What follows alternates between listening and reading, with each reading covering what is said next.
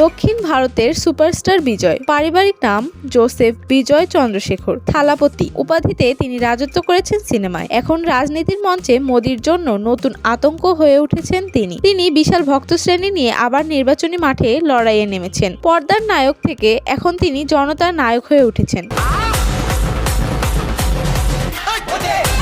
তামিল সিনেমার এই সুপারস্টারের স্ত্রী সঙ্গীতা স্বর্ণালিঙ্গম। তিনি শ্রীলঙ্কান তামিল পরিবারে জন্মগ্রহণ করেছেন, বড় হয়েছেন যুক্তরাজ্যে।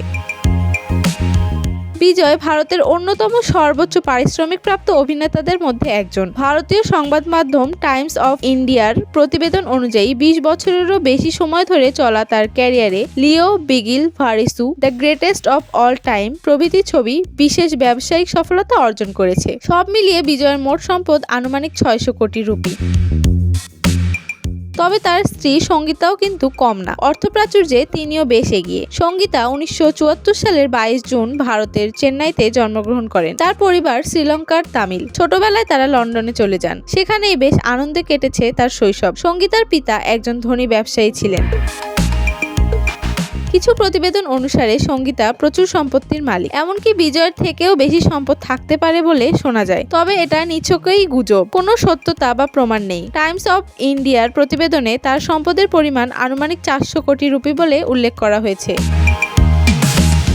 অন্যান্য ফ্যানদের মতো শুধু মুগ্ধ হয়ে থেমে থাকেননি সঙ্গীতা। তিনি সরাসরি চেন্নাই এসে বিজয়ের সঙ্গে দেখা করার জন্য তার ফেভারিট ছবির সেটে যান। সেই সাহসী পদক্ষেপ তাদের জীবন বদলে দেয়। প্রথম সাক্ষাতে দীর্ঘক্ষণ কথা হয় এবং একটি বিশেষ সম্পর্কের সূচনা হয়। বিজয় তার সততার প্রতি এতটাই মুগ্ধ হন যে তাকে তার বাবা মায়ের সাথে পরিচয় করিয়ে দেন।